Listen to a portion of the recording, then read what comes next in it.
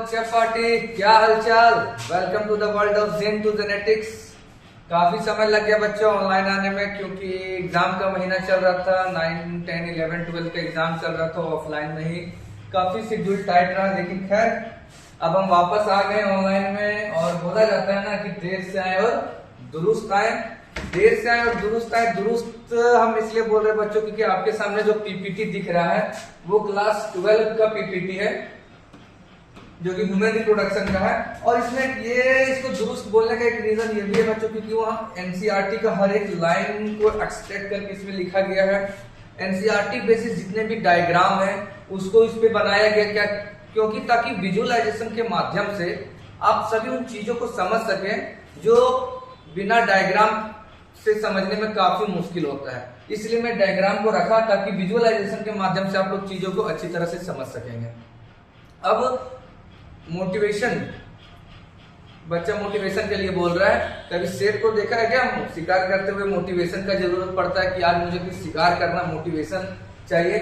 अपना एटीट्यूड शेर के जैसा रखो। और अभी क्लास तो स्टार्ट ही हुआ है, ये सीरीज का भी तो इनिशिएट फेज है। तो मोटिवेशन अगर चाहिए तो सबसे ज्यादा मोटिवेशन तो आपसे ज्यादा आपको कोई नहीं जानता। तो अपने आप को देखिए और वहां से मोटिवेशन लेके आइए, है ना। तो खैर मोटिवेशन की अगर नीड पड़ेगी तो वो तो चलेगा ही टाइम टू टाइम। खैर बिना टाइम को वेस्ट किए हुए रिप्रोडक्शन जो है क्लास 12 का फर्स्ट यूनिट का जो चैप्टर है ह्यूमन रिप्रोडक्शन, वो अपने आप में एक बहुत बेहतरीन चैप्टर है। और बेहतरीन के साथ साथ ये एक भूल भुलैया चैप्टर भी है। भूल भुलैया कहने का मतलब ये होता है कि इसको पढ़ने में तो ये अपने आप में एक इंटरेस्टेड टॉपिक है और बच्चे इनको काफी इंटरेस्टिंग से सुनते भी हैं। लेकिन अगर इस पूरे लेक्चर में अगर आप थोड़ा सा भी डिस्ट्रैक्ट होते हैं तो आपको ये भूल भुलैया मींस आपको गोल घुमा के रख देगा। क्योंकि जब इसका क्वेश्चन सामने आता है ना हार्मोन बेसिस पे कि कब कौन सा हार्मोन का फ्लक्चुएशन होता है, कब कौन सा हार्मोन फॉल डाउन होता है, तो बच्चे जो कंसंट्रेशन होकर सुनते हैं पूरे लेक्चर को वो तो आगे बढ़ जाते हैं, लेकिन जो डिस्ट्रैक्ट हो जाते हैं बीच में वो बीच में ही रह जाते हैं, पीछे ही छूट जाते हैं। खैर बिना टाइम को वेस्ट किए हुए चैप्टर को स्टार्ट करते हैं। और चैप्टर का नाम ह्यूमन रिप्रोडक्शन। तो रिप्रोडक्शन स्टार्ट करने से पहले समझिए रिप्रोडक्शन क्या होता है। रिप्रोडक्शन क्या होता है? रिप्रोडक्शन जब कोई लिविंग ऑर्गेनिज्म अपने जैसे यंग वंस को प्रोड्यूस करता है और अपना स्पीसीज को मेंटेन करने के लिए, अपने स्पीसीज को कंटिन्यू करने के लिए जब कोई भी लिविंग ऑर्गेनिज्म अपने जैसे यंग वंस को प्रोड्यूस करता है तो उस पूरे प्रोसेस को रिप्रोडक्शन कहते हैं। आइए पढ़ लेते हैं बुकिंग लैंग्वेज में क्या लिखा गया है कि process by which living organism produce young ones. जो लिविंग ऑर्गेनिज्म होते हैं अपने जैसे यंग वंस को प्रोड्यूस करते हैं ऑफ देयर काइंड और मेंटेन कंटिन्यूटी ऑफ स्पीसीज। अपने जैसे स्पीसीज को कंटिन्यू मींस मेंटेन, आगे पीढ़ी दर पीढ़ी को बनाने के लिए उस पूरे प्रोसेस को ह्यूमन रिप्रोडक्शन कहते हैं, रिप्रोडक्शन कहते हैं। अब जो वो आपके बुक में रिप्रोडक्शन को 2 लेवल पे बांट दिया गया है। एक का नाम एसेक्सुअल रिप्रोडक्शन और दूसरा जो है वो सेक्सुअल रिप्रोडक्शन होता है। तो आइए एसेक्सुअल रिप्रोडक्शन और सेक्सुअल रिप्रोडक्शन को हम लोग डिफाइन करते हैं। तो सबसे पहला जो डिफरेंशिएट है वो क्या है? यूनिपेरेंटल। इसमें लिखा हुआ है यूनिपेरेंटल और बाइपेरेंटल। बच्चों ये जो प्लेटफॉर्म है जेन टू जेनेटिक्स का जो प्लेटफॉर्म है उसमें एक खासियत ये है कि एनसीईआरटी को डिकोड करना होता है। यहाँ पे एनसीईआरटी की जो लाइनें होती है उसको ब्रेक डाउन करते हैं और हम लोग ये देखते हैं कि जब चीजों को ब्रेक डाउन करते हैं तो उसका जो मीनिंग होता है वो सामने आ जाता है। जैसा भी देख लेते हैं, बोलता है यूनिपेरेंटल। हम लोग कुछ नहीं जानते हैं, चीजों को शुरू से समझेंगे। यूनि का मतलब होता है सिंगल, यूनि का मतलब सिंगल। पेरेंटल का मतलब होता है पेरेंट्स। मतलब इसका जो रिप्रोडक्शन साइकिल होगा उसको पूरा करने के लिए सिंगल पेरेंट्स होंगे, या तो मेल या तो फीमेल। मतलब अगर मेल है तो वो खुद अपना रिप्रोडक्शन साइकिल पूरा कर सकते हैं, या तो फीमेल है तो अपना खुद वो डिवीजन के माध्यम से। ये सेक्सुअल रिप्रोडक्शन क्या होता है? डिवीजन तो ही करता है, तो डिवीजन के माध्यम से फीमेल भी अपना रिप्रोडक्शन साइकिल को पूरा कर सकते हैं। इसमें जो है सेक्सुअल रिप्रोडक्शन में यूनिपेरेंटल होते हैं लेकिन साथ साथ बाय पेरेंटल भी होते हैं। यूनिपेरेंटल तो समझ में आ गया। अब बाय पेरेंटल क्या होता है? बाय का मतलब होता है बोथ मींस दोनों, और पेरेंटल का मतलब होता है पेरेंट्स। तो मतलब यह जो प्रोसेस है रिप्रोडक्शन का, सेक्सुअल रिप्रोडक्शन में, उसमें बोथ पेरेंट्स मींस दोनों पेरेंट्स का नीड होगा। जैसे सेक्सुअल रिप्रोडक्शन का एक एग्जांपल होता है, जैसे हम लोग ह्यूमन है, तो ह्यूमन को कभी देखा है कि मेल है और वो अपना रिप्रोडक्शन साइकिल पूरा कर लिया अकेले में ही, फीमेल कोई है वो फीमेल अपना यंग वंस को प्रोड्यूस कर रहा है, ऐसा कभी नहीं देखा होगा। क्यों? क्योंकि इसमें बाय पेरेंटल नीड होता है, मींस दोनों पेरेंट्स का नीड होता है। आगे समझ, एक यूनिपेरेंटल और एक बाय पेरेंटल। अब समझने का माध्यम ये लिख सकते हैं कि इसमें मेल या फीमेल का नीड होता है, मेल या फीमेल का नीड होता है, और इसमें मेल और फीमेल दोनों का नीड होता है। एक एग्जांपल के माध्यम से समझिए। मान लीजिए अगर हम किसी को यहाँ बुलाना हो, वहां पे 4 लड़का है, यहाँ पे किसी को अगर बुलाना हो तो क्या बोलेंगे? राम या श्याम आओ। राम या श्याम आओ मतलब किसी एक को बुलाया जा रहा है, तो मेल और फीमेल, मेल और फीमेल। लेकिन यहाँ मेल एंड फीमेल मतलब राम और श्याम आओ, इसका मतलब दोनों को बुलाया जा रहा है। तो ये चीज अब आपको समझ में आ गया होगा कि यूनिपेरेंटल क्या होता है और बाइपेरेंटल क्या होता है। अब जो नेक्स्ट आ रहा है वो है जेनेटिक वेरिएशन एब्सेंट, और इसमें जेनेटिक वेरिएशन प्रेजेंट। कहने का मतलब जेनेटिक वेरिएशन क्या होता है पहले उसको समझेंगे। जेनेटिक वेरिएशन, वेरिएशन का मतलब होता है डिफरेंट, फर्क, और जेनेटिक मींस जीन के लेवल पर जो फर्क हम लोग को देखने को मिलता है, क्योंकि जो जीन के लेवल में फर्क हो तभी तो हम लोग को जाके फिजिकल अपीयरेंस में हम लोग को फर्क दिखेगा। तो इसमें तो सेक्सुअल रिप्रोडक्शन में गेमेट का फ्यूजन होता है, अलग अलग गेमेट का फ्यूजन होता है, तो इसलिए जेनेटिक वेरिएशन में तो शो तो होंगे ही।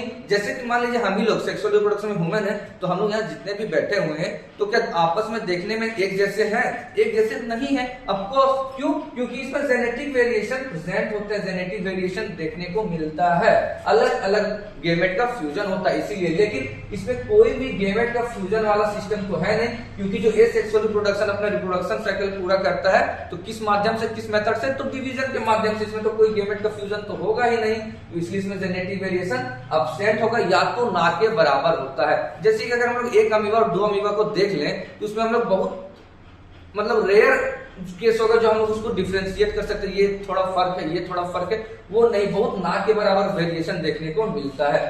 थर्ड जो पॉइंट है वो विथ और विदाउट गेमेट फॉर्मेशन, और इसमें विथ गेमेट फॉर्मेशन।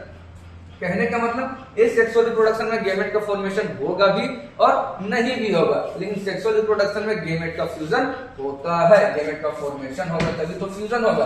क्लियर सी बात? तीनों चीज एकदम एक्यूरेट अगर समझ में आया होगा तो आप लोग कमेंट करके बताएंगे, है ना। अब आगे जो है इस सेक्सुअल रिप्रोडक्शन के साथ साथ एक और टर्मिनोलॉजी आ रहा है, पार्थिनोजेनेसिस।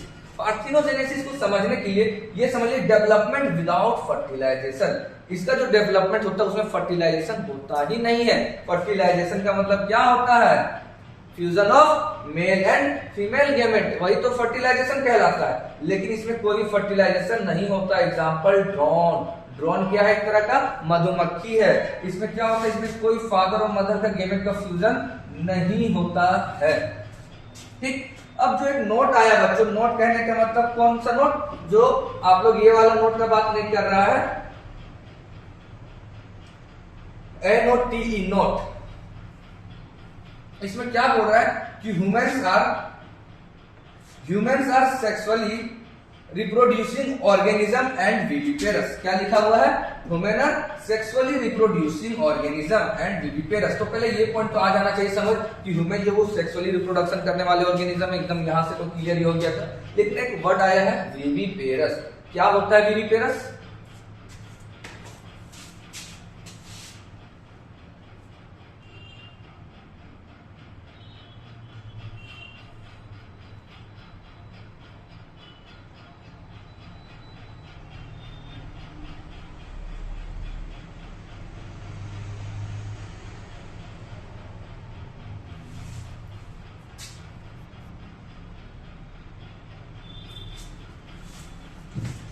विविपेरस क्या होता है? विविपेरस क्या होता है? विविपेरस को समझने के लिए हम लोग पहले ये समझेंगे कि होता क्या है। तो विविपेरस और एक आता है ओविपेरस।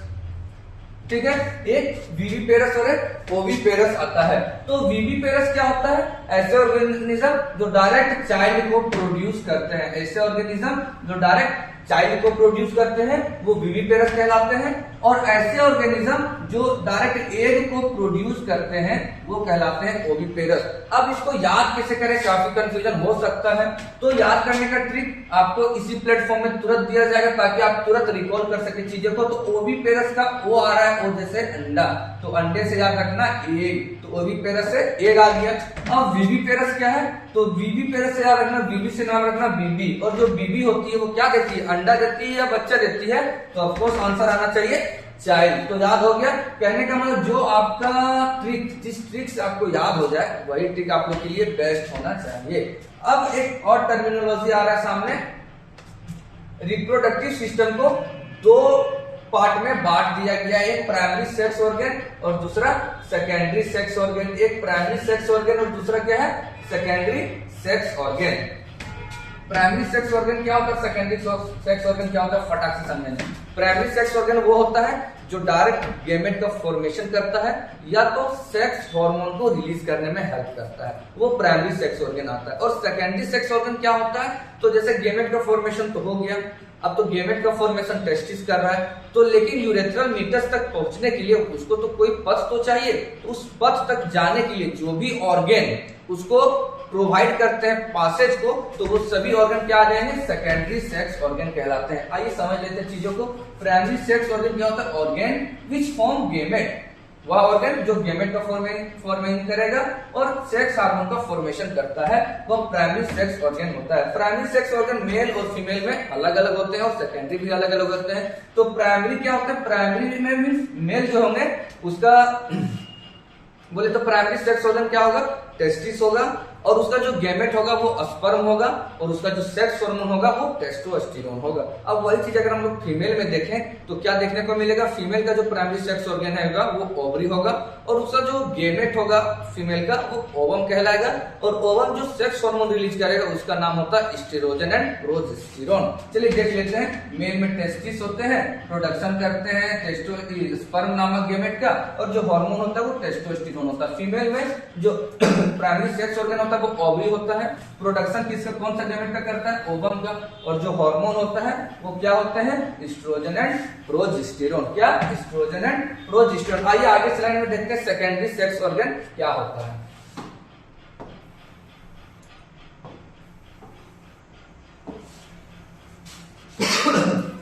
सेकेंडरी सेक्स ऑर्गन को वो पहले तो हमने डिफाइन कर रखा है, क्या है सेकेंडरी सेक्स ऑर्गन, जो गेमेट्स को एक पासेज प्रोवाइड करता है वो सेकेंडरी सेक्स ऑर्गन कहलाएंगे।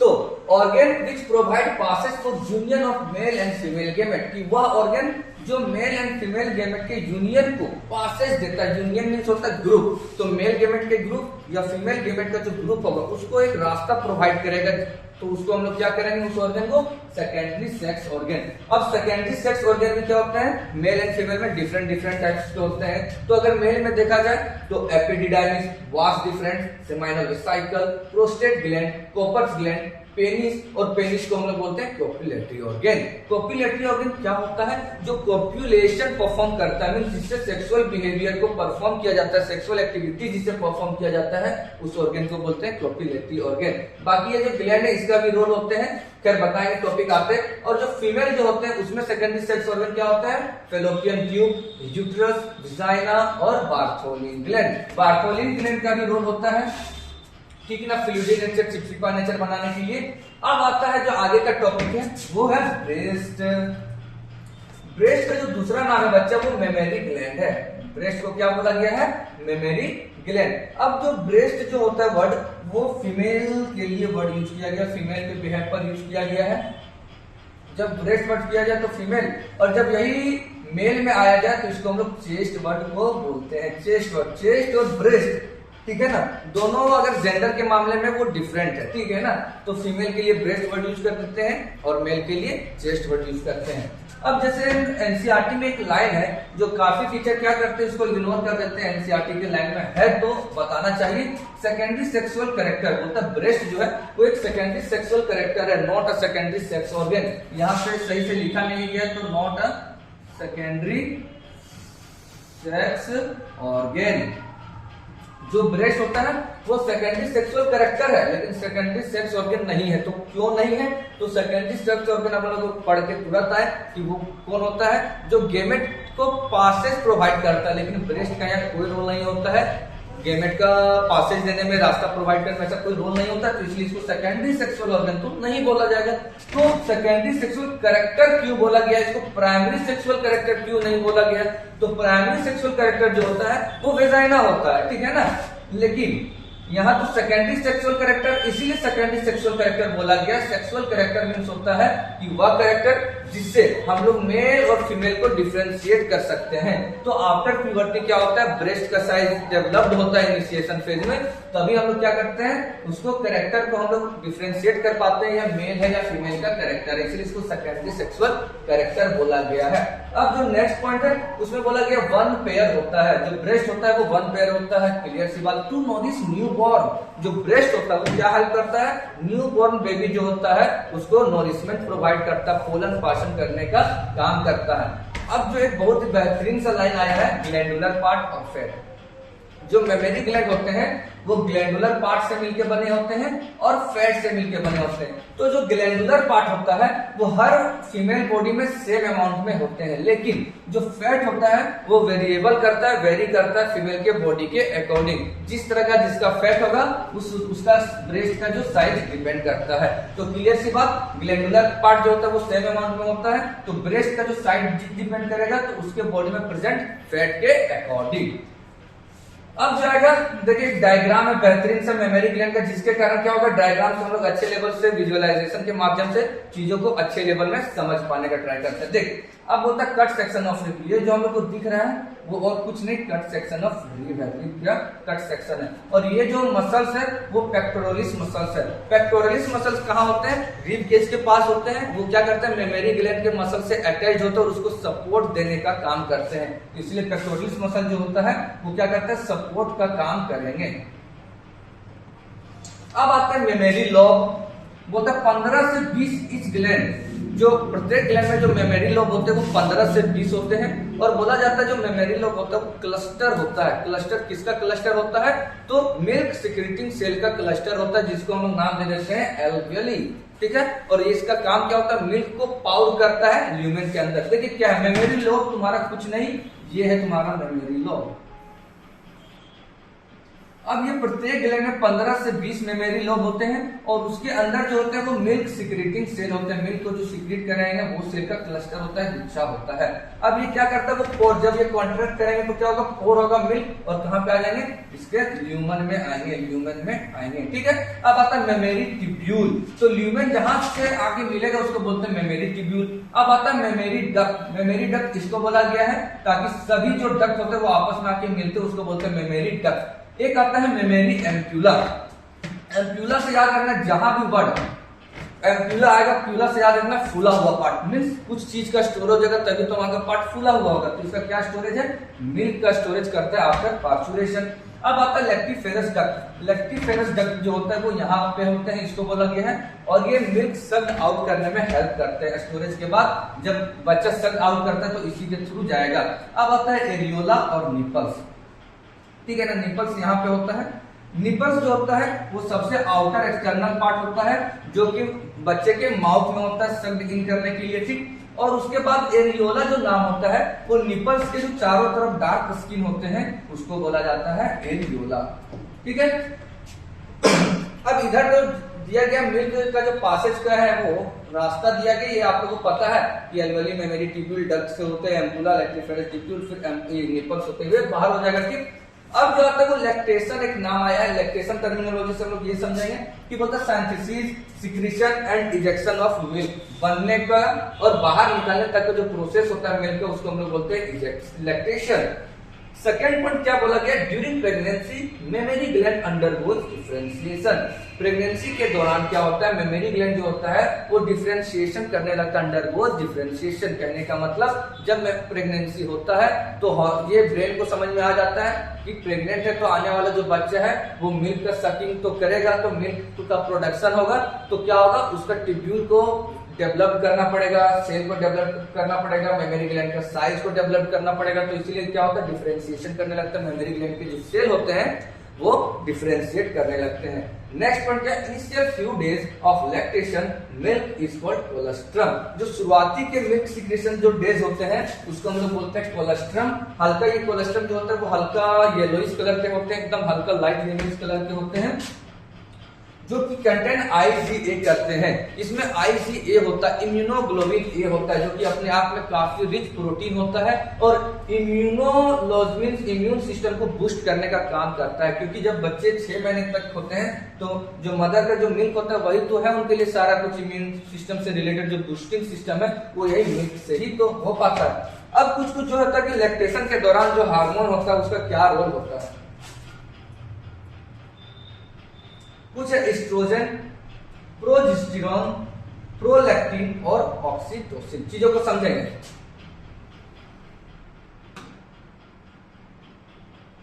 एस्ट्रोजन क्या करता है, ट्यूब्यूलर और डक्ट का डेवलपमेंट, जितने भी ट्यूब्यूल होते हैं और डक्ट होते हैं उसका डेवलपमेंट करते हैं एस्ट्रोजन। प्रोजेस्टेरोन क्या करते हैं, एल्वेली का डेवलपमेंट करते हैं। प्रोलैक्टिन और ऑक्सीटोसिन क्या करते हैं, प्रोलैक्टिन मिल्क फॉर्मिंग हार्मोन बोला गया है, ऑक्सीटोसिन को मिल्क इजेक्टिंग हार्मोन बोला गया है। अब देखो ये सब चीजें दोनों को समझने वाली चीज है। प्रोलैक्टिन जो होता है वो हार्मोन को मतलब सॉरी मिल्क को फॉर्म करता है, फॉर्मेशन तो कर देता है, लेकिन बाहर निकालने का काम प्रोलैक्टिन का नहीं होता। उसका काम होता है ऑक्सीटोसिन का। जो ऑक्सीटोसिन होता है और ऑक्सीटोसिन जहां भी नाम आएगा उसको समझ लीजिए मसल्स कॉन्ट्रैक्शन का काम आएगा, और अगर मसल्स कॉन्ट्रैक्ट होगा तो मिल्क इजेक्ट होगा ही, तो इसलिए ऑक्सीटोसिन का काम क्या होता है, मिल्क इजेक्टिंग हार्मोन। जो प्रोलैक्टिन होता है उसको मिल्क फॉर्मेशन हार्मोन बोला जाता है और उसको कंट्रोल करता है एंटीरियर पिट्यूटरी ग्लैंड, और ऑक्सीटोसिन जो होता है उसको मिल्क इजेक्टिंग हार्मोन बोला गया है, उसको कंट्रोल करता है पोस्टीरियर पिट्यूटरी ग्लैंड। यहां तक आपको क्लियर हो गया सारा चीज। अगर कोई भी पर्टिकुलर पॉइंट में अगर इश्यू आएगा तो आपको कमेंट बॉक्स में बताएंगे, क्योंकि ऑफलाइन वाले बच्चे तो आप यहाँ से पूछ सकते हैं, लेकिन ऑनलाइन वाले जो है उनका एक ही ऑप्शन है कमेंट बॉक्स। वो मेल रिप्रोडक्टिव सिस्टम के बारे में है ना। तो मेल रिप्रोडक्टिव सिस्टम के बारे में तो कुछ कुछ हम लोग जान चुके हैं, लेकिन अब डेप्थ नॉलेज में आएंगे। क्या बोलता है कि लोकेटेड इन पेल्विक रीजन।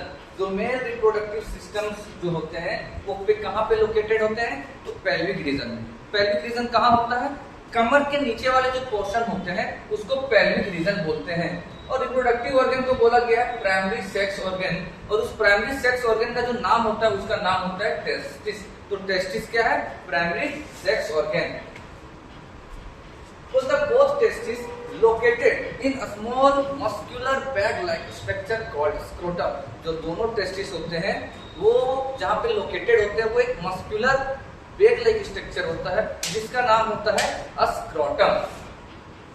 और एक न्यू इंपॉर्टेंट लाइन है जो कि एनसीईआरटी में डिस्कशन नहीं करा गया है कि लेफ्ट टेस्टिस इज लार्जर। जो लेफ्ट टेस्टिस होते हैं वो राइट टेस्टिस से वो स्लाइटली लार्जर मींस थोड़े से, ठीक है, वो थोड़ा लार्जर होता है। सेम वही कंडीशन है जो कंडीशन किडनी में आता है। किडनी जो थोड़ा स्लाइटली लेफ्ट थोड़ी स्लाइटली अप एंड और डाउन सिचुएशन में होते हैं, ऊपर और नीचे होते हैं, बस वही सेम सिचुएशन आया हुआ है यहाँ पे। अब कुछ कुछ जो डायग्राम है उसको थोड़ा समझ लेंगे। डायग्राम में क्या लेबलिंग किया गया, क्या नाम होता है।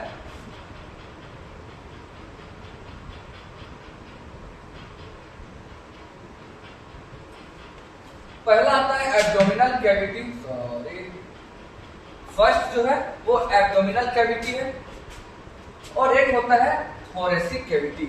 एब्डोमिनल कैविटी तो आपको पता है कि ये जो चेस्ट वाला रीजन होता है उसको बोला जाता है थोरेसिक कैविटी, और ये जो नीचे वाला जिसको हम लोग पेट के नाम से जानते हैं उसको बोला जाता है एब्डोमिनल कैविटी। एब्डोमिनल कैविटी में कुछ कुछ लेबलिंग किया गया जिसका नाम है inguinal canal, spermatic cord, dartos muscle, mesocardium और इधर सेप्टम। तो एक एक चीज को एक एक बार में समझते हैं। इंग्विनल कैनाल क्या होता है। कैनाल का मतलब होता है रास्ता। कैनाल का मतलब रास्ता, और उस जिस रास्ते से टेस्टिस एब्डोमिनल कैविटी से स्क्रोटम में आते हैं उस कैनाल को बोलते हैं इंग्विनल कैनाल। देखिए मेल लॉन्ग होते हैं और फीमेल में शॉर्ट होते हैं। क्या करता है, give passage to testis so that can descend. इसको टेस्टिस को एक पासेज देता है, एक रास्ता देता है जिसके वजह से वो डिसेंड डाउन होते हैं। डिसेंड डाउन का मतलब होता है एब्डोमिनल कैविटी से स्क्रोटम में आना, डिसेंड डाउन होना। अब आता है स्पर्मेटिक कॉर्ड। स्पर्मेटिक कॉर्ड क्या होता है, कॉर्ड का मतलब होता है एक धागा, एक धागा जैसा स्ट्रक्चर जो टेस्टिस को हैंग करके रखता है उसको बोला जाता है स्पर्मेटिक कॉर्ड। एब्डोमिनल कैविटी से कनेक्ट करता है, connect testis to abdominal cavity. अब एक आता है डार्टोस मसल्स। डार्टोस मसल्स को हम लोग थर्मो रेगुलेटरी मसल्स भी बोलते हैं। क्यों बोलते हैं थर्मो रेगुलेटरी मसल? तो थर्मो रेगुलेशन का काम ही होता है टेम्परेचर से रिलेटेड फ्लक्चुएशन। तो इसमें क्या ऐसा होता होगा जो टेम्परेचर से रिलेटेड फ्लक्चुएशन आएगा, इसलिए इसको डार्टोस मसल को थर्मो रेगुलेटरी मसल्स बोलते हैं। आप इस जो डायग्राम को देख रहे हैं, देखिए लिखा हुआ है कि स्क्रोटम कॉन्ट्रैक्ट करता है तो स्मॉल होते हैं और रिजिड हो जाते हैं। जब वही स्क्रोटम रिलैक्स करते हैं तो क्या हो जाता है, लूज हो जाता है और लार्ज हो जाता है। नहीं समझ में आया होगा तो आइए इस चार्ट के माध्यम से आप लोग को क्लियर हो जाएगा। जब टेम्परेचर विंटर के सीजन में टेम्परेचर फॉल डाउन करेंगे, जब विंटर में क्या होता है टेम्परेचर कम होते हैं तो स्क्रोटम क्या होगा, कॉन्ट्रैक्ट होगा। स्क्रोटम कॉन्ट्रैक्ट होगा तो सरफेस एरिया कम हो जाएगा और सरफेस एरिया कम होगा तो हीट लॉस कम होगा, क्योंकि ऐसे भी विंटर के सीजन में हीट लॉस कम ही होता है। लेकिन यही जब समर सीजन में आएगा तो स्क्रोटम का साइज क्या होगा, टेम्परेचर क्या होगा, राइज हो जाएगा। अब टेम्परेचर जब राइज होगा तो स्क्रोटम का जो साइज है वो क्या होगा, सरफेस एरिया बढ़ जाएगा और जब सरफेस एरिया बढ़ेगा तो हीट का लॉस भी ज्यादा होगा, क्योंकि समर के सीजन में ऐसे भी हीट लॉस ज्यादा होते हैं। अरे आ गया। अब देखिए मीजोकार्डियम क्या होता है। मीजोकार्डियम जो होता है वो एक प्रकार का मसल्स होते हैं जो कि टेस्टिस के जस्ट बीच में प्रेजेंट होते हैं। अब नेक्स्ट जो है वो सेप्टम। सेप्टम क्या होता है, एक इलास्टिन फाइबर का होता है जो स्ट्रेच होते हैं। स्ट्रेचेस मींस होते हैं जैसे अगर किसी का सिलाई जो नहीं होता है स्ट्रेचेस, तो उसके जैसा दिखता है जो दोनों टेस्टिस के बीच में होते हैं, उसी को बोला जाता है सेप्टम। अब देखिए क्या लिखा हुआ, एक नोट में लिखा गया है कि at the time of testis, चलिए इससे पहले एक आया है आंसू का धातु पॉइंट। आंसू का धातु पॉइंट जब भी आएगा तो इसका मतलब ये कि कोई ऐसा पॉइंट है जो एकदम तड़का वाला है, जो कि सामने आने वाले जो एनसीईआरटी छुपा के रखा है, बोलता है अनडिसेंट टेस्टिस। क्या लिखा गया है, अनडिसेंट टेस्टिस। अनडिसेंट टेस्टिस में क्या होता है, testis which remain in abdominal cavity after birth. होता क्या है, हम लोग क्या पढ़े कि टेस्टिस क्या होता है, डिसेंड डाउन हो जाता है स्क्रोटम में। ये कब होता है, जब बच्चे पार्चुरेशन से पहले 7वें या 8वें मंथ, 7वें महीने के एंड में या इनिशिएशन डेज ऑफ 8 मंथ, 8 महीने के शुरुआती दिनों में ये क्या होता है, टेस्टिस डिसेंड डाउन हो जाते हैं। लेकिन कभी कभी कुछ सिचुएशन ऐसा होता है, कुछ बच्चों में 1000 बच्चे 5000 बच्चे में एक बच्चों में ऐसा होता है कि जो उसका टेस्टिस होता है वो डिसेंड डाउन नहीं होता है, वो एब्डोमिनल कैविटी में ही रहता है। तो उसी को बोला जाता है अनडिसेंट टेस्टिस, उसी को बोला जाता है अनडिसेंट टेस्टिस। और उसको मेडिकल टर्मिनोलॉजी में क्या नाम दिया है, क्रिप्टोकोर्डिज्म। क्रिप्टोकोर्डिज्म, ठीक है, क्लियर आ जाना चाहिए कि अनडिसेंट टेस्टिस को हम लोग क्रिप्टोकोर्डिज्म नाम से जानते हैं। और अनडिसेंट टेस्टिस क्या होता है, जब टेस्टिस डिसेंड डाउन नहीं होता स्क्रोटम में एब्डोमिनल कैविटी में ही रह जाता है, तो इस कंडीशन को अनडिसेंट टेस्टिस बोलते हैं। अब एक पॉइंट आया हुआ है नोट में, बोलता है at the time of birth testis descend down from abdominal cavity. जब क्या होता है, बर्थ के टाइम के बाद जब टेस्टिस एब्डोमिनल कैविटी से स्क्रोटम में आ जाता है, लेकिन ओवरी जो होता है वो रिमेन इन एब्डोमिनल कैविटी होता है। मेल में क्या होता है, बर्थ के बाद जो टेस्टिस होता है वो आ जाता है स्क्रोटम में, लेकिन ऐसा जो फीमेल के साथ नहीं होता, ओवरी जो होता है वो एब्डोमिनल कैविटी में ही रहता है। ये क्या फंक्शन है एब्डोमिनल कैविटी में रहना ना रहना, तो उसका आंसर ये है कि जो टेस्टिस है उसका काम होता है स्पर्म का फॉर्मेशन करना। तो स्पर्म का जो फॉर्मेशन करने का जो कंडीशन है वो 24 डिग्री सेल्सियस 24.5 डिग्री सेल्सियस में होता है, लेकिन जो हम लोग का बॉडी टेम्परेचर होता है वो कितने में होता है, 37 डिग्री सेल्सियस। और स्क्रोटम का जो टेम्परेचर होता है वो होता है 34 to 34.5 डिग्री सेल्सियस। इसीलिए बोला गया एनसीईआरटी में लाइन में लिखा गया है कि जो स्पर्मेटोजेनेसिस होता है, स्पर्म का जो फॉर्मेशन होता है वो बॉडी टेम्परेचर से 2 से 2.5 डिग्री सेल्सियस कम होना चाहिए स्पर्म का फॉर्मेशन के लिए। इसीलिए नेचर में इसको बॉडी से आउटर में, बॉडी के बाहर एक बैग लाइन का स्ट्रक्चर बनाया गया, जिसके पास क्या होगा, स्क्रोटम होगा और वो स्पर्म का फॉर्मेशन करेगा। क्लियर सी बात। तो ये था नेचर का रोल। अब जो आएगा इंटरनल स्ट्रक्चरल ऑफ टेस्टिस, कुछ तो रह तो नहीं गया, वो देख लेते हैं एक बार, चलिए ठीक है। अब आता है क्या है, internal structure of testis. Testis का इंटरनल स्ट्रक्चर के बारे में हम लोग को अब जानना है। तो जो टेस्टिस होते हैं तो वो जो कवर होते हैं वो 3 लेयर से कवर होते हैं, ट्यूनिका वैजिनैलिस, ट्यूनिका वैजिनैलिस, ट्यूनिका एल्बुजिनिया और ट्यूनिका वेस्क्युलोसा। ठीक है, ट्यूनिका वैजिनैलिस, ट्यूनिका एल्बुजिनिया और ट्यूनिका वेस्क्युलोसा। जो सबसे बाहर वाले लेयर होते हैं वैजिनैलिस होते हैं और जो सबसे अंदर वाले होते हैं ट्यूनिका वेस्क्युलोसा होते हैं। और ये जो ट्यूनिका एल्बुजिनिया होता है वो व्हाइट फाइब्रस कनेक्टिव टिश्यू से बना होता है, व्हाइट फाइब्रस कनेक्टिव टिश्यू से बना होता है एल्बुजिनिया। और ट्यूनिका वेस्क्युलोसा में जो होता है वो हाईली ब्लड सप्लाई होता है, हाईली रिच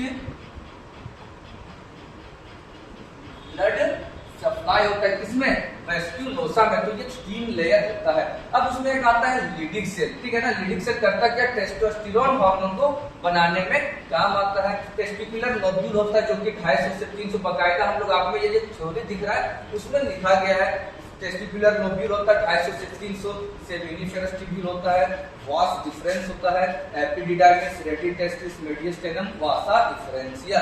तो क्या होता है, जब अभी हम लोग ये चीज के माध्यम से हम लोग स्पर्म का जो फ्लो होता है, पासेज होता है, उसको भी हम लोग याद कर सकते हैं कि स्पर्म बाहर कहाँ से आता है, तो रेटिटेस्टिस से होते हुए कहाँ से जाएगा, रेटिटेस्टिस से वासा डिफरेंशिया, वासा डिफरेंशिया से एपिडिडाइमिस, एपिडिडाइमिस से वास डिफरेंस, और वास डिफरेंस से आगे होते हुए क्या होगा, यूरेथ्रल मेटासिस के थ्रू बाहर जाएगा। तो अभी हम लोग आएंगे, वासेक्टोमी आएगा, पूछा जाता है कि वासेक्टोमी क्या, फिर आने दीजिए तो फिर बताएंगे। अब थ्योरी में आते होता है इस टेस्टिस कवर्ड बाय 3 लेयर। जो टेस्टिस होता है वो 3 लेयर से कवर होता है, ट्यूनिका वैजिनैलिस, ट्यूनिका एल्बुजिनिया और ट्यूनिका वेस्क्युलोसा, जो कि मैंने पहले ही डिस्कस कर रखा। तो बोलता है कि जो ट्यूनिका वैजिनैलिस होता है वो आउटर लेयर होता है जो कि पेरिटोनियम मसल से मिलकर बना होता है, आउटर लेयर होता है। और किससे मिलकर बना होता है, तो पेरिटोनियम से मिलकर बना होता है। Tunica albuginea, tunica albuginea middle layer का होता है और किस चीज से मिलकर बना है, तो व्हाइट फाइब्रेट कनेक्टिव टिश्यू है ना, WFCT से। और जो ट्यूनिका वेस्क्युलोसा वो इनर लेयर होता है, उसकी ब्लड सप्लाई, इसमें ब्लड का सप्लाई होते हैं। अब आता है mediastinum testis form by tunica albuginea divide testis into,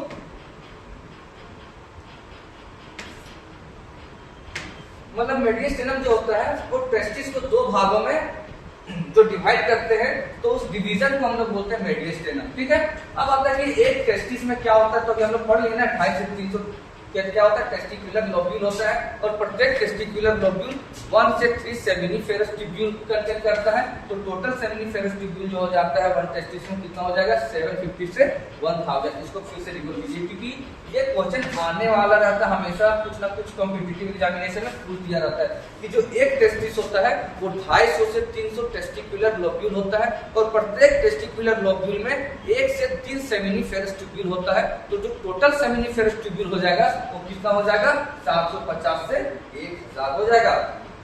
अब जो होता है कि क्यों बोला गया है सेमिनिफेरस ट्यूब्यूल को structural and function unit of testis, क्यों बोला गया है सेमिनिफेरस ट्यूब्यूल को structural and function unit of testis, क्यों, क्योंकि जो जिस चीज से मिलकर बना होता है उसी को तो हम लोग स्ट्रक्चरल एंड फंक्शन, जैसे हम बोलते हैं ना कि जो लिविंग ऑर्गेनिज्म का जो स्ट्रक्चर एंड फंक्शन यूनिट होता है वो सेल होता है। क्यों, क्योंकि कहीं ना कहीं पूरे सेल तो ही है जो बॉडी से मिलकर, मतलब पूरे सेल से ही तो बॉडी मिलकर बना हुआ है, क्योंकि सेल से टिश्यू, टिश्यू से ऑर्गन। तो उसी तरह एक टेस्टिस में कितना सेमिनिफेरस ट्यूब्यूल, 750 से 1000, कहने का मतलब पूरा सेमिनिफेरस ट्यूब्यूल से ही तो मिलकर बना है टेस्टिस, इसलिए इसको स्ट्रक्चरल एंड फंक्शन यूनिट बोलते हैं। अब आता है लीडिंग सेल। लीडिंग सेल के बारे में हम तो यहाँ पे बताए थे, क्या करता है Leydig cell, secrete testicular hormone जो एंड्रोजन कहलाता है। टेस्टिकुलर हार्मोन कौन, टेस्टिस से निकलने वाला हार्मोन कौन होता है, एंड्रोजन होता है। कि लीडिंग सेल जो होता है उसका फंक्शन क्या होता है, functional maturation of sperm occurring epididymis. जो एपिडिडाइमिस जो होता है यहाँ पे वो एक ऐसा साइट है जो कि क्या होता है, स्पर्म फंक्शनल मैच्योरेशन होता है, मैच्योर हो जाता है। अब जो आपका आशु का धातु पॉइंट फिर से आ गया, तो देखिए क्या बोलता है कि डीकैपेसिटेशन अकरिंग एपिडिडाइमिस।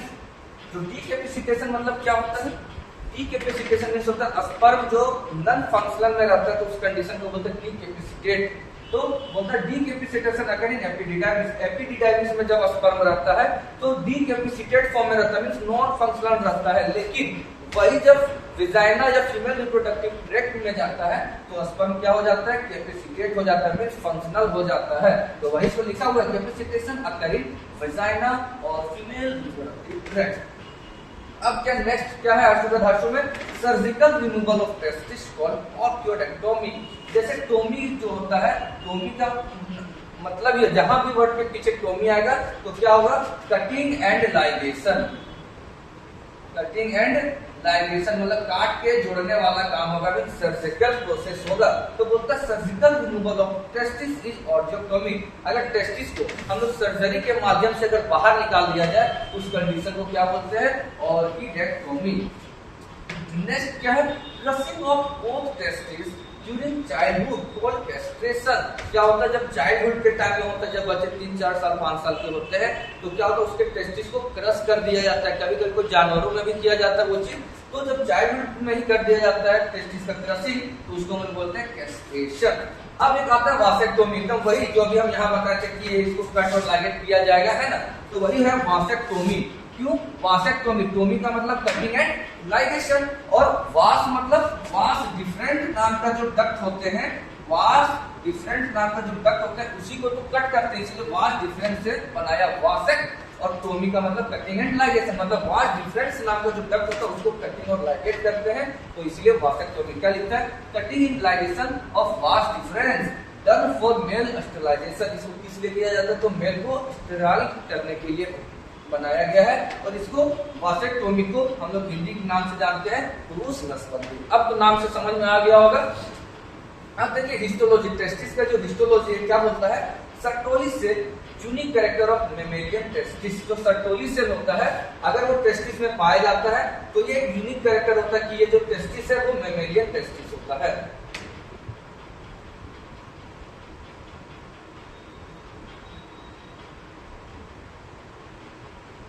अब आता है फंक्शन ऑफ सर्टोली सेल, और सर्टोली सेल का जो दूसरा नाम होता है वो नर्व सेल भी होता है। तो नर्व सेल, नर्व से याद रखना क्या, नर्व का काम क्या होता है, कहां पे चले गए, हाँ, सर्टोली सेल का दूसरा नाम क्या होता है, नर्व सेल। और नर्व सेल का क्या काम होता है, देखभाल करना। तो सर्टोली सेल करता क्या, provide nutrition to developing sperm. क्या करता है, जो डेवलपिंग स्पर्म होता है उसको प्रोवाइड क्या करता है, न्यूट्रिशन, पोषक तत्व देता ताकि वो कैपेबल हो सके। Promote phagocytosis of dead and injured sperm. दूसरा पॉइंट क्या है कि प्रमोट करता है फेगोसाइटोसिस के लिए, कब, जब स्पर्म डेड हो या इंजर्ड हो। जब डेड होगा या इंजर्ड होगा मतलब स्पर्म जो है वो कोई काम का नहीं होगा, नॉन फंक्शनल होगा, तो क्या होगा, नर्व सेल उसको क्या करेगी, फेगोसाइट कर जाएगी, मींस मार्केट आ जाएगी। अब आता है third point, secrete ABP. ABP stand for androgen binding protein, और इसका काम क्या होता है, तो जो एंड्रोजन होता है उसका कंसंट्रेशन को मेंटेन करने का काम करता है, टेस्टोस्टेरोन का जो होता है उसको मेंटेन करने का काम करता है। बोलता है एबीपी सिक्रीट करता है एंड्रोजन बाइंडिंग प्रोटीन, वो किस लिए करता है, तो which maintain concentration of testosterone. Testosterone का जो कंसंट्रेशन होगा उसको मेंटेन करके रखने के लिए। अब आ गया होगा समझ क्लियर से, एक बार इसको फिर से मिनिमाइज कर देते ताकि आपको अगर कुछ दिक्कत होगा तो आप स्लाइड को देख के कमेंट करके बताएं फटाक से। आपको बस 10 सेकंड का टाइम देते हैं, आप बताइएगा कि अगर कोई इश्यू होगा तो कमेंट करें, क्योंकि ऑफलाइन के बच्चों में तो ये सुविधा हम दे रखे हैं, लेकिन ऑनलाइन वाले आप लोग कमेंट करेंगे। 10 सेकंड का टाइम एक बार पूरे स्लाइड को देखिए आप लोग।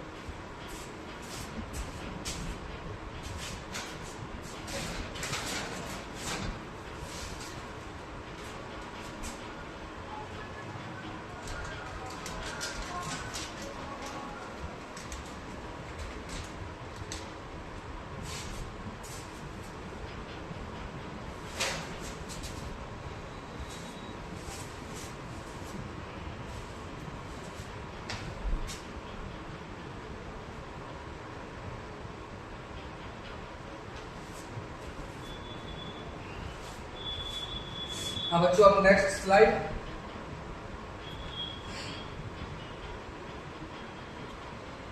बोलता है pathway of sperm. Pathway of sperm वही चीज बताया था ना कि कैसे टेस्टिस से बाहर निकलेगा, seminiferous tubule, rete testis, vasa efferentia, epididymis, vas deferens, ejaculatory, urethral, urethral methods के थ्रू बाहर आएगा। आप ये देख सकते हैं कि जैसे मान लीजिए सेमिनिफेरस ट्यूब, ये तो टेस्टिस का फिगर नहीं है, ये वाला फिगर से फिगर टेस्टिस से क्या होगा, रेटी टेस्टिस से बाहर निकलेगा, ये रेटी टेस्टिस हुआ। उसके बाद कहां पे जाएगा, वासा एफ्रेंसिया में होते हुए, ठीक, वासा एफ्रेंसिया से epididymis, vast difference ejaculatory duct urethra meatus से होते हुए बाहर आएंगे। वही चीज बताया कि आप लोग को बहुत ज्यादा टफ नहीं होगा ये चीज जानना। ठीक, अब आपका एक्सेसरी ग्लैंड है। मेल एक्सेसरी ग्लैंड में हम लोग क्या पढ़ेंगे, यूरेटर को पढ़ेंगे, urinary bladder, ampulla, penile urethra, urethrometer. चलिए एक चीज को डिफाइन करते हैं। जो यूरेटर होता है वो कुछ नहीं होता है, यूरिन का स्टोरेज को काम करता है, मींस यूरिन को एक पासेज प्रोवाइड करता है जो कि 2 होता है। यूरिनरी ब्लडर यूरिन का स्टोरेज का काम करता है जो कि 1 होता है। एम्पुला, यहाँ भी एम्पुला नाम आ गया। एम्पुला में फूल आते कि हम जो है वो क्या है, वाइडेस्ट हो चुका है, मींस यहाँ पे कुछ ना कुछ स्टोरेज होता होगा। पेनाइल यूरेथ्रा इसको बोला जाता है। और यूरेथ्रल मीटस क्या होता है, वो पॉइंट जिससे यूरिन क्या होता है, बॉडी से बाहर जाएगा। तो वो जो ओपनिंग पॉइंट होता है उस ओपनिंग पॉइंट को बोलते हैं यूरेथ्रल मीटस। अब क्या है, मेल एक्सेसरी ग्लैंड में कुछ ग्लैंड्स होते हैं जो कि क्या करते हैं, सीमेन का फॉर्मेशन करने में हेल्प करते हैं। तो वो 3 होते हैं, कौन कौन, seminal vesicle, prostate gland and Cowper's gland. और कॉपर्स ग्लैंड का एक और नाम होता है बल्बो यूरेथ्रल ग्लैंड। अब देखिए तीनों का काम जान लेते हैं थोड़ा सा।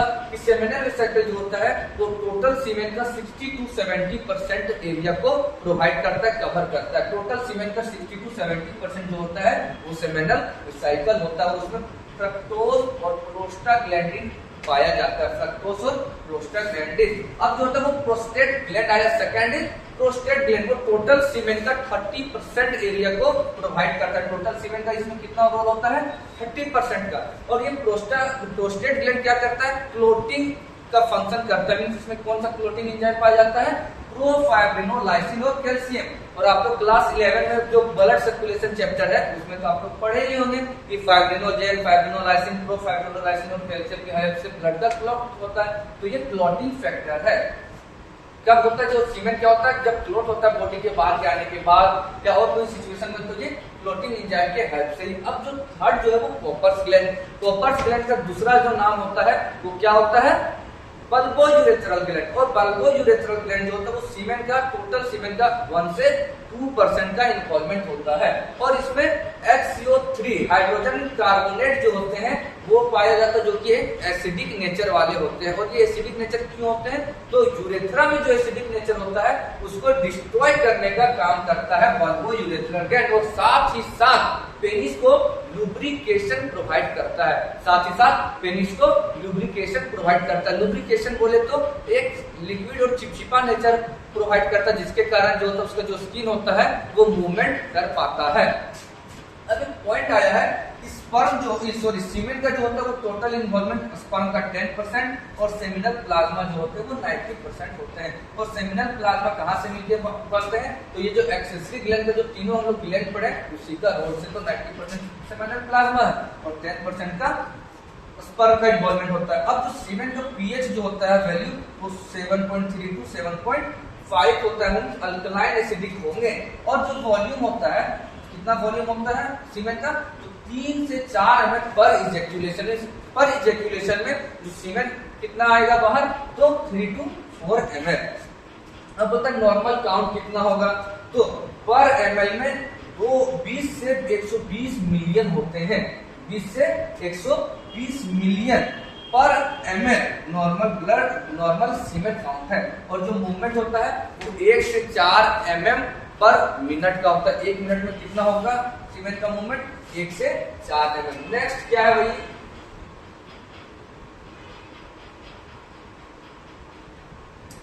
पेनिस के बारे में है ना।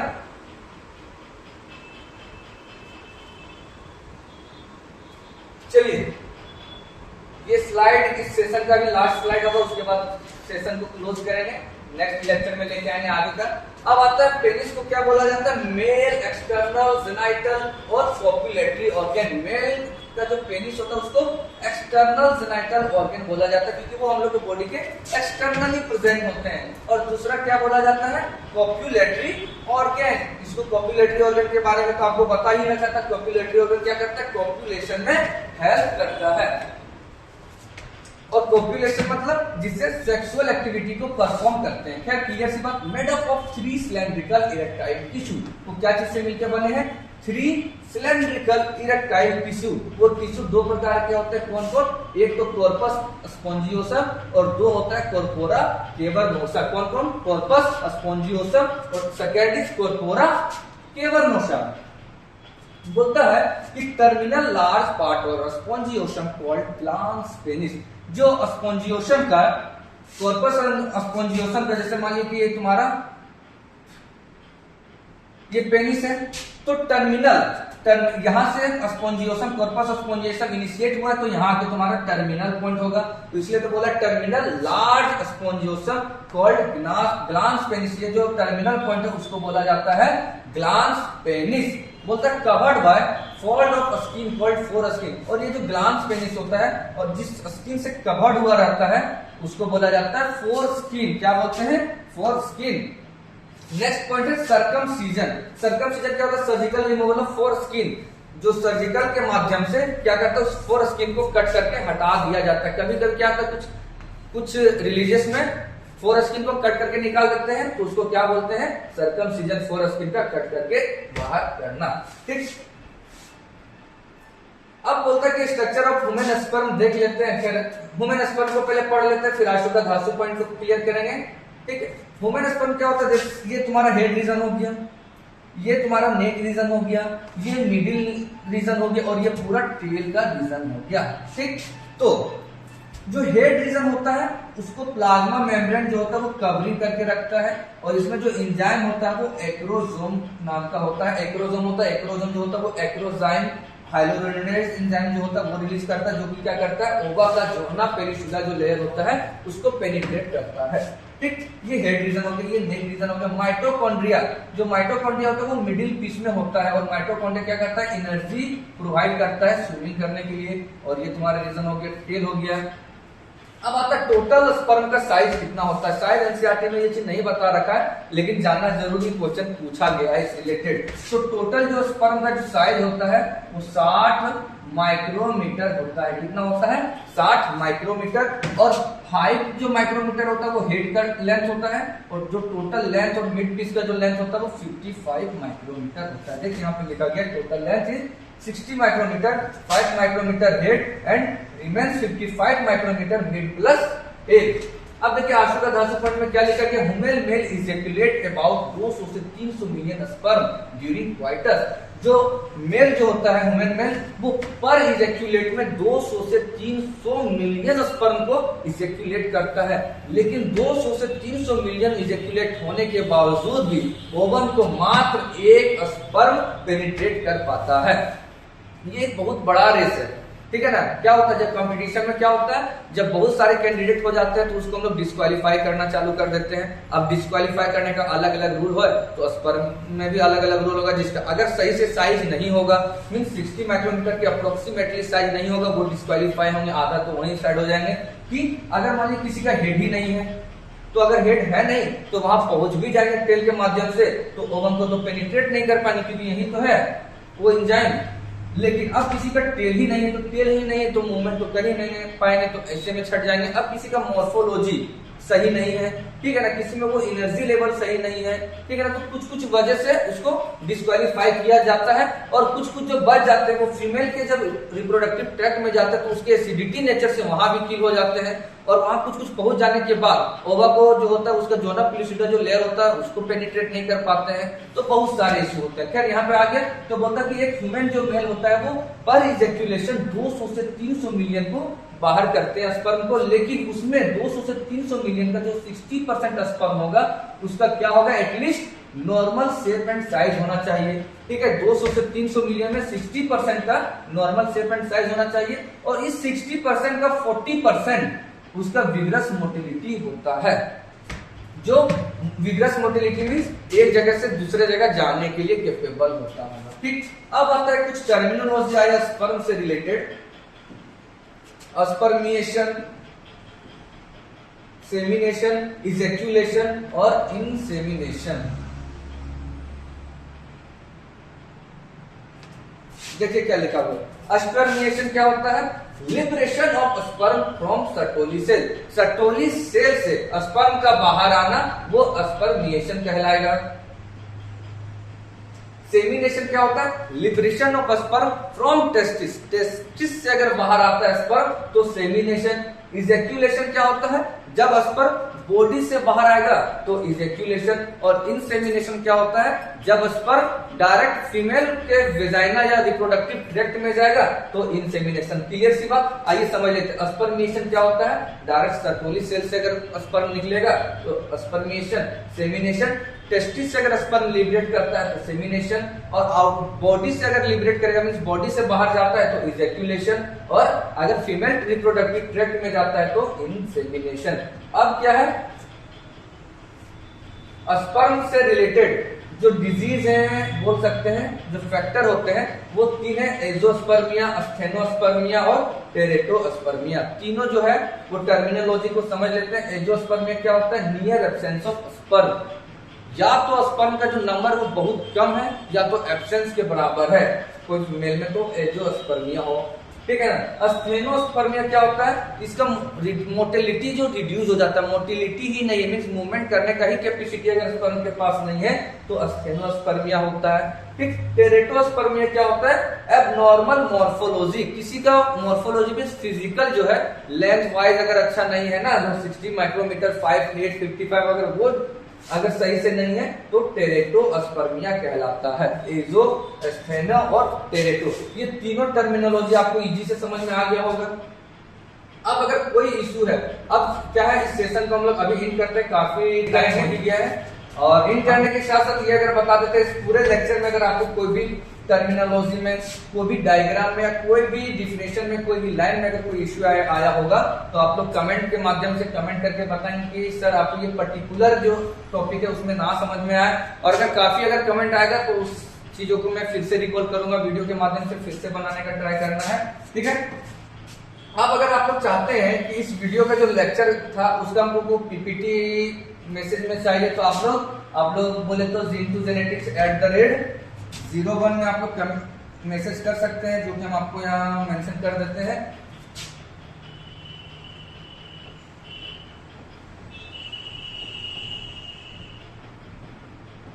ये इंस्टाग्राम का आईडी है 01। आप लोग इसमें डीएम करेंगे तो आपको पीपीटी आपके पास पहुंच जाएगा।